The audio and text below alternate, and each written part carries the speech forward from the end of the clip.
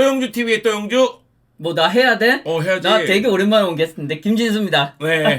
자, 김진수 씨가, 김낑깡 씨가 또영주 TV에 등장을 하셨습니다. 진짜 오랜만에 왔습니다. 저번에 라이브 때는 잠깐 왔었지만은 영상은 또 굉장히 오랜만에 등장인 것 같아요.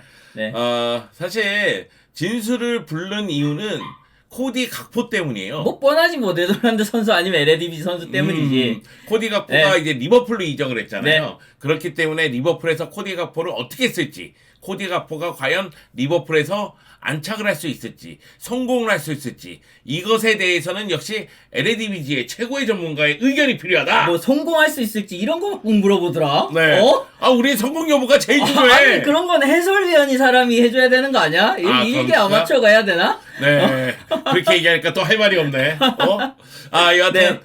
코디 각포 얘기를 좀 해볼까 하는데 네. 그 전에 먼저 코디 각포야 학포야? 학포죠? 근데 왜 월드컵 기간 동안 다 코디 각포라고 했지? 그냥 영어식으로 읽은 거죠. 루드 굴리트라고 하면은 코디 각포고 루드 훌리트라고 하면은 코디 학포고. 근데 네덜란드에서는 학포입니다. 네. 너는 학을 띄웠으니까 학포라고 해. 나는 각을 잡고 할 거니까 각포라고 할게. 아마 리버풀로 이적했으니까 잉글리시 코멘테이터들이 굉장히 말을 많이 할 거고 그러면 아마 또 코디 각포로 굉장히 많이 불릴 거라고는 생각돼요. 네. 그러나 저는 학포로 부르겠습니다. 나는 각포라고 하겠습니다. 각포하고 학포는 같은 사람이다. 참 여기서도 안 된다 정리가. 이 한방송 안에서 정리가 안 되면 어떡하냐? 네. 이제부터 잉글랜드 코멘터리가 다 각포라고 부를 텐데. 네. 나도 각포라고 할래. 네, 그러세요. 내 맘이야. 네. 제가 그럼 맞추겠습니다. 좋습니다. 네. 먼저 리버풀이 코디 각포 영입을 공식적으로 발표한 것부터 말씀을 드릴게요. 12월 29일 날 코디 각포 영입을 마무리 지었다. 그리고 메디컬 테스트까지 성공적으로 마쳤다라고 공식적으로 발표를 했고요. 그러면서 등번호 18번. 네, 계약 기간은 2026년 8월까지. 그리고 그의 이적료가 무려 4,400만 파운드. 근데 요즘 기준으로는 4,400만 원 굉장히 저렴한 거 아니야? 그래? 월드컵 스타인데. 물론 그래도. 언론마다 이야기가 좀 다른 네, 부분이 조금 있어요. 차이는 있어요. 네, 5천만 네. 파운드가 넘어간다는 보도도 있긴 있었는데 4천만 파운드 정도에서 5천만 파운드 사이가 아닐까 그런 생각이 좀 들고요. 이 이적료는 PSV 클럽 역사상 최고 이적료라고 하더라고요. 네, 원래는 종전에는 로사노가 세우고 있었는데 이번에 갈게 됐고요. 제 생각으로는 근데 PSV가 재정적으로 좀 압박이 있었기 때문에 이 이적료를 그러니까 이 제의를 수락한 것 아닌가 생각이 들어요. 왜냐하면은 라이벌 팀 아약스가 안토니를 얼마에 보냈어요. 그러네. 그거 생각하면 아니 우리 학포는 더 많은 스탯을 쌓고 더 많은 영향력을 보여주고 월드컵에서도 떴는데 더 많은 가치, 더 높은 가치를 지닌 선수가 아니냐라고 충분히 어필할 수 있는 그런 상황이라고 보거든요. 네. 그럼에도 이런 이적료를 내게 된 것은 이제 PSV의 재정적 상황이 조금 고려되지 않았나 생각이 듭니다. 물론 리버풀 팬들도 깜짝 놀랐습니다. 리버풀 입장에서도 스트라이커보다는 미드필더라든가 풀백이 더 필요하다. 이런 이야기가 지배적이었는데 지금 공격수를 영입한 거거든요. 근데 이게 정말 딜은 순식간에 이루어졌지만은 학포를 계속 지켜봐오긴 했어요, 리버풀이. 진짜? 리버풀이 계속 주기적으로 지켜봐왔고, 그러면서 링크가 계속 나왔었거든요. 그게 제 기억으로는 그래도 한 1년쯤은 되지 않았나 생각이 드는데, 이번에 월드컵을 치르고 거기에서 경기력을 한번 보게 되면서 좀 확신이 생기지 않았나. 그러면서 딜을 좀 빠르게 추진시키고, 성사까지 시키지 않았나라는 생각이 듭니다. 데일리 메일을 비롯한 잉글랜드 언론들은 메뉴가 각포 영입에 적극적이다 보니까 리버풀이 이러면 빠르게 접근해야 되겠다. 그래서 하이제킹을 했다. 이런 식으로 보도를 하더라고요. 네. 근데 리버풀 같은 큰 클럽이 라이벌 클럽이 원한다고 해서 우리가 먼저 낚아채야 돼.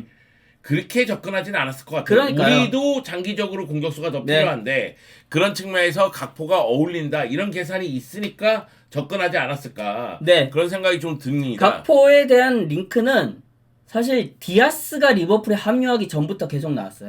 그래? 그러면서 디아스, 각포 뭐 여러 선수가 이렇게 링크가 났었고 그중에 디아스가 먼저 합류하게 됐거든요. 그럼에도 요번에 이제 학포가 합류하게 되면서 클롭 감독이 또 뭔가 새로운 구상을 하고 있지 않나 이런 또 생각이 들었습니다.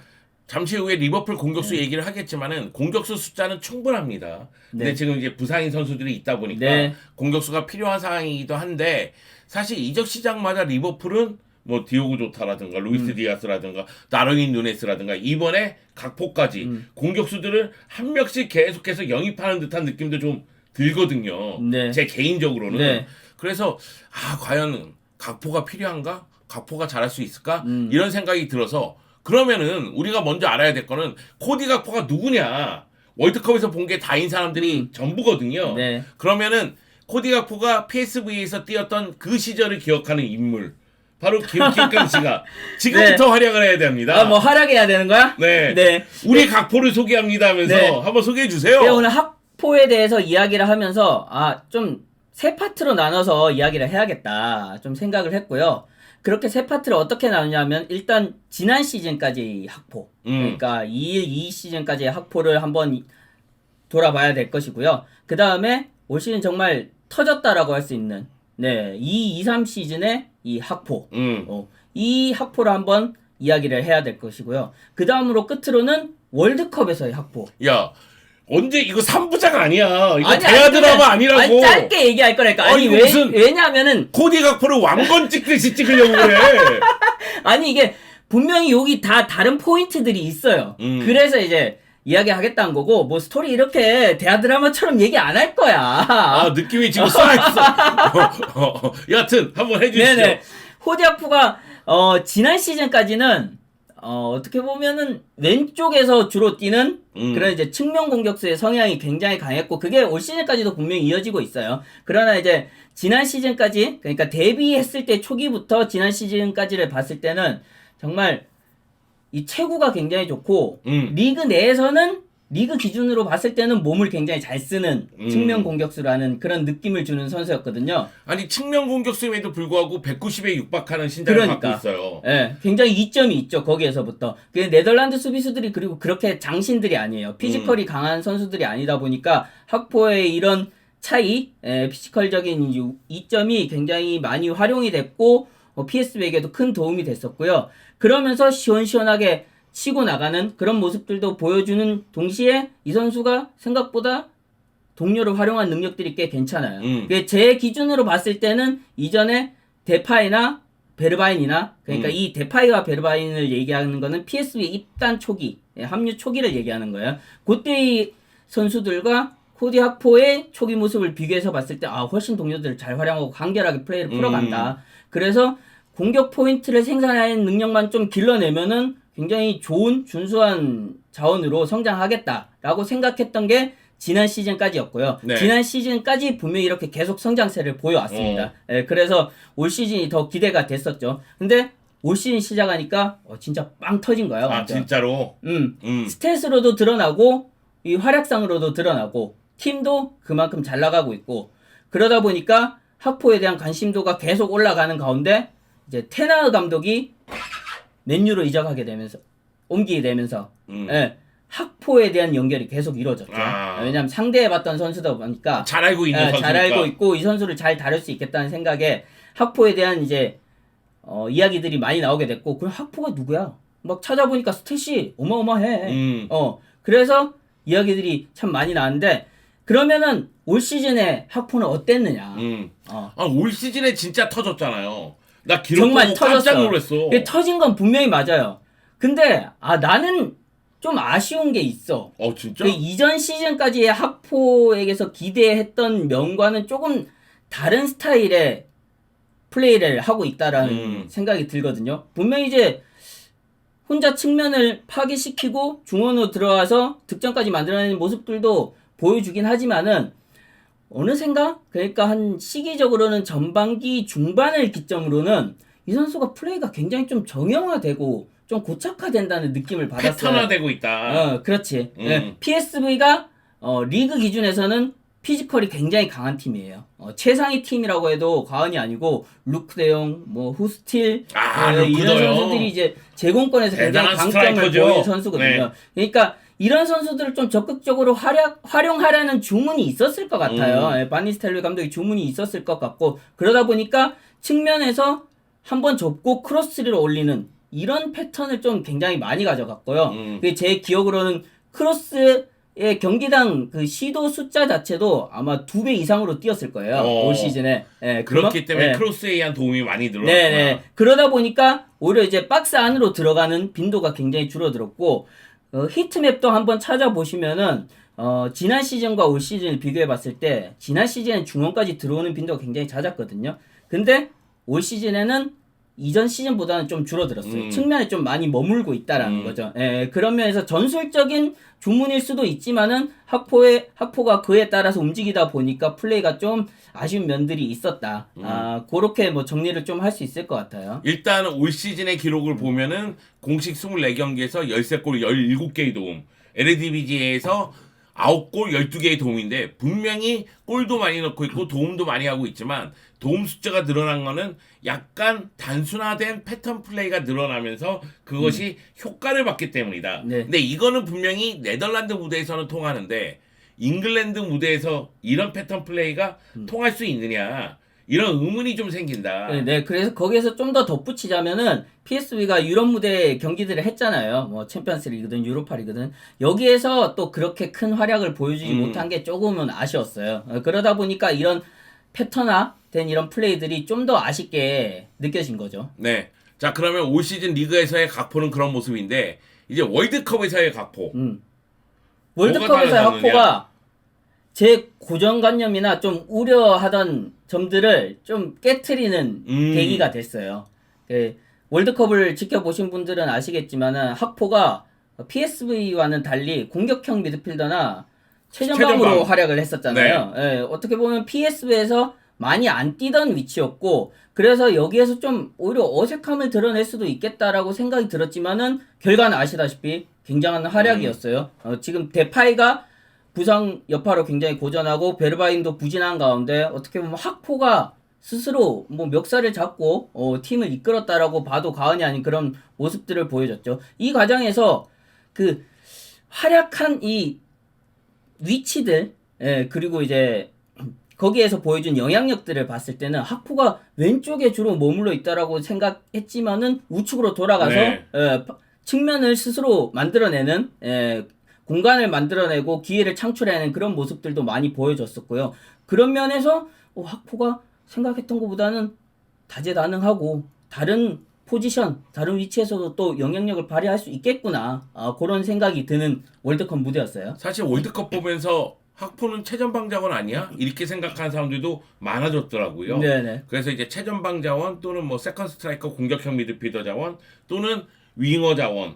그러니까 공격의 거의 모든 포지션을 다 소화할 수 있는. 그러니까. 네, 9번, 10번, 11번 자리를 모두 소화할 수 있는. 그러니까 FM 기준으로 보면은 제 생각에는 월드컵 들어가기 전까지는 최전방은 아직 개방이 된 포지션이 아니었어. 그러니까 11번이나 10번 정도. 놓을 수 있는 정도의 위치였는데 월드컵을 기점으로 이게 완전히 뚫렸다라고 생각이 들고 그러면서 거기에서도 리버풀이 좀 더 감명을 받지 않았나 그런 개인적인 의견이 있습니다. 네. 자, 일단 리버풀이 왜 각포로 영입했느냐? 단순히 메뉴가 원해서 니네 엿 먹어봐라. 그래서 데리고 왔느냐? 이것뿐만이 아니라 제가 생각하기에는 올 시즌 리버풀이 부진하잖아요. 올 시즌 현재 프리미어리그 6위에 위치하고 있는데 19라운드 브렌트포드전에서 1대3으로 패배하면서 지금 6위에 머물고 있거든요. 근데 공격수들의 문제도 서서히 드러나는 것처럼 느껴져요. 물론 저도 미드필더라든가 풀백 영입은 필요하다고 생각을 합니다만 공격수들이 많음에도 불구하고 루이스 디아스, 디오고 조타, 피르미누는 지금 현재 부상인 상태고 그리고 사실 루이스 디아스하고 디오고 조타 같은 경우에는 뭐 2월이 지나서야 돌아온다는 얘기도 있으니까 뭐 상황을 지켜봐야 되는 상황이거든요. 그러니까 지금 이 순간 공격수가 필요한 건 맞습니다. 하물며 옥스라이드 체인버리는 왼쪽 윙어로 쓰고 있는 이 사태를 각포가 영입되면서 해결해 줄 수도 있겠죠, 당연히. 그렇죠. 그리고 리버풀 같은 큰 클럽이 주전만 놓고 경기하진 않잖아요. 백업도 주전에 걸맞은 주전과 경쟁할 수 있는 그런 기량을 가진 선수가 필요하고 그런 면에서 학포는 오랫동안 지켜봐온 결과 팀의 전력에 도움이 되겠다라는 판단하에 영입을 하지 않았나 그런 생각이 듭니다. 네, 물론 리버풀이 부상 선수가 없다는 가정하에 지금 부상인 선수들이 다 돌아온다면 각포의 자리가 없어질 수도 있어요. 다르인 누네스 살아난다면 네, 이 선수가 현재 리그에서 5골인데 살아난다의 기준이 뭐야? 근데 아니 적어도 좀 골을 빵빵 넣어줘야지. 아니 지금 얘 이정료가 얼만데 1,000억이 넘어가는 애인데 이 모양이면. 이게 혼란이랑 비교돼서 좀 더 그런 것도 있는 것 같아.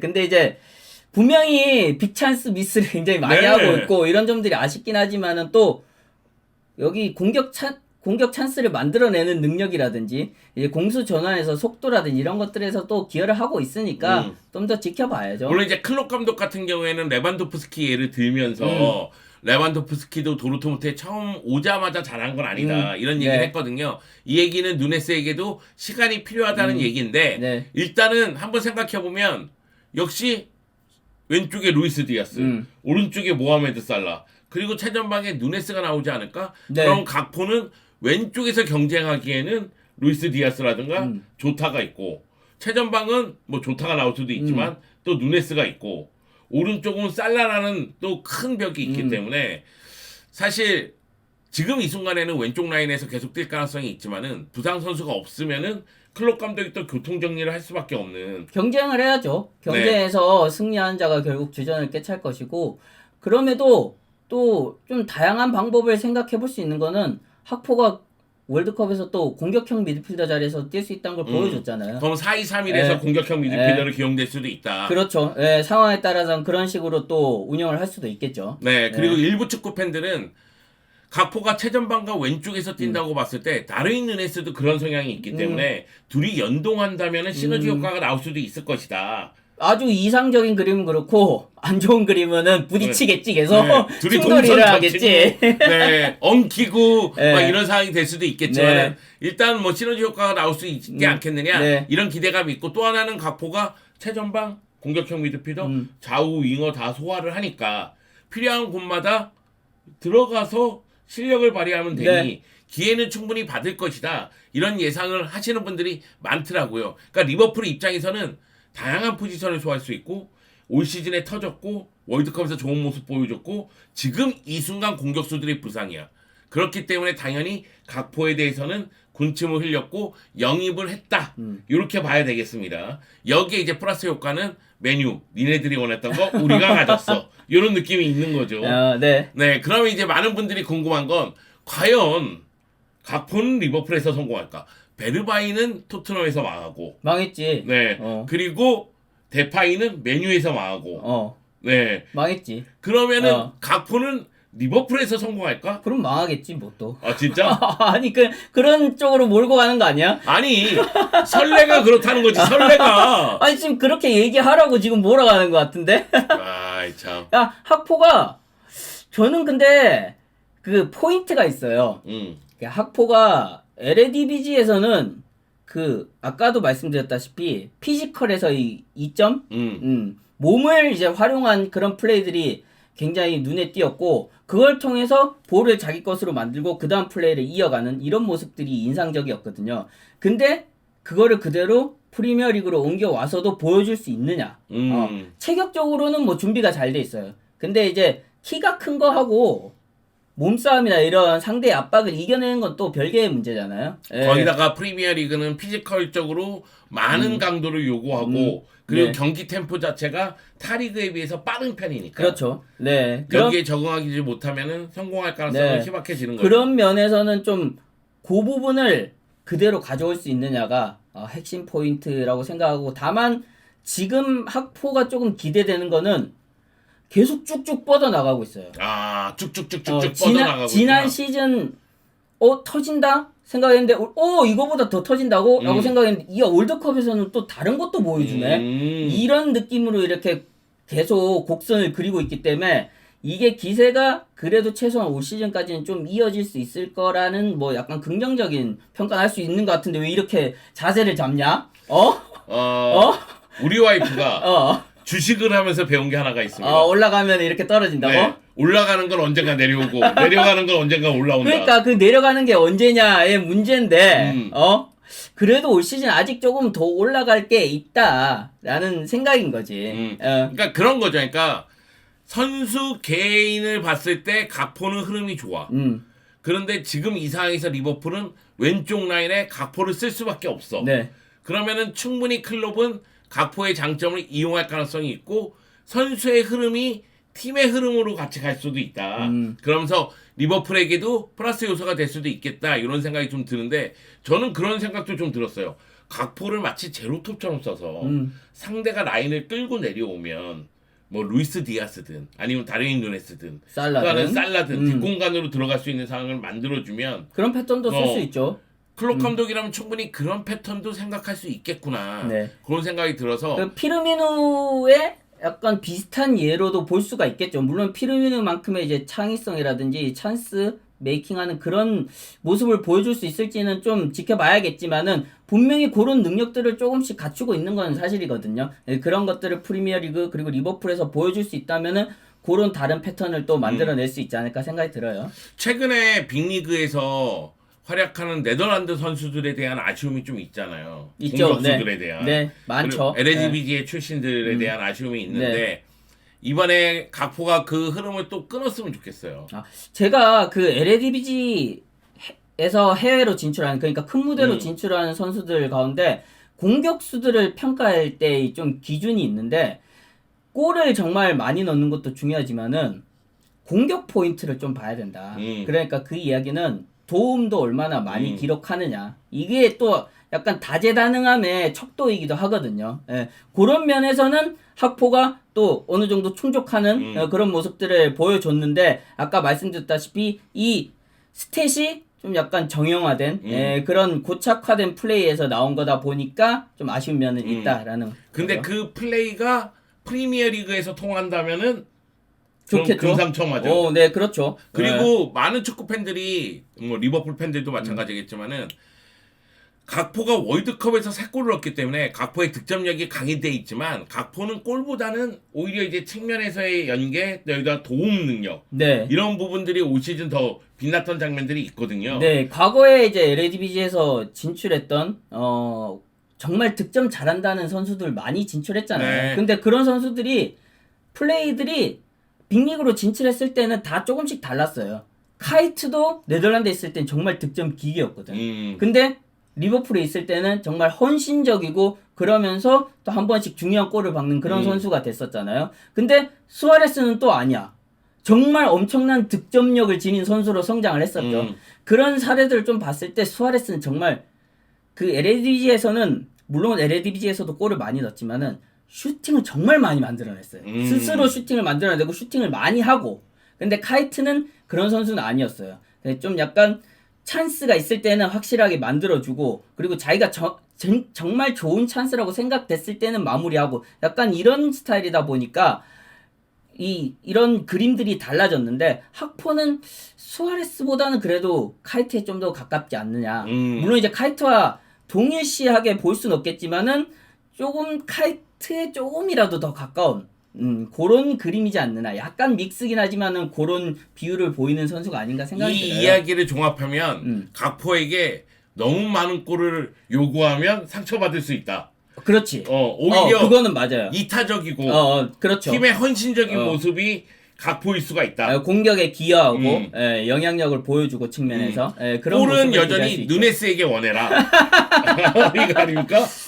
누네스 하는 거 보면 그래도 학포 그 정도는 넣을 수 있을 것 같지 않을까? 네. 여기서 이제 결론 나왔습니다. 김金강 씨가 얘기했습니다. 코디 각포 누네스만큼은 한다.